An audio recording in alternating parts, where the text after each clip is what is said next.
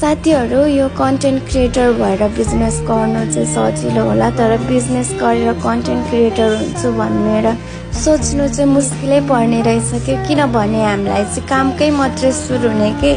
अनि भिडियो बनाउन त बेसी जाने काम त गरिरहेको हुन्छौं तर काम देखाउनै नआउने के काम गरिसकेको हुन्छ अनि पो याद आउने ए यसको त भिडियो बनाउनु थियो भनेर अनि मैले चाहिँ यो सर्टको लागि बटम बनाउँदै छु यो बटम चाहिँ हामी मेसिनबाटै बनाउँछौं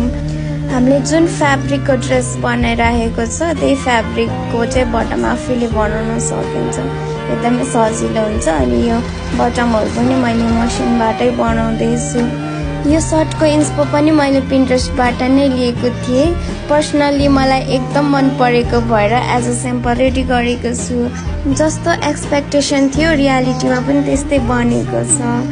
अनि यो सर्ट चाहिँ प्रिन्सेस डार्टमा रेडी भएको छ अनि पछाडीको पनि मैले प्रिन्सेस डार्टबाटै राखिदिएको छु अनि यो टोट ब्यागको स्टोरी चाहिँ भनिसकेको छु है अनि धेरै जनाले इन्क्वायरी पनि गरिराख्नु भएको छ यदि यो सर्ट पनि मन पर्यो भने हजुरहरूले मेसेज गर्न सक्नुहुन्छ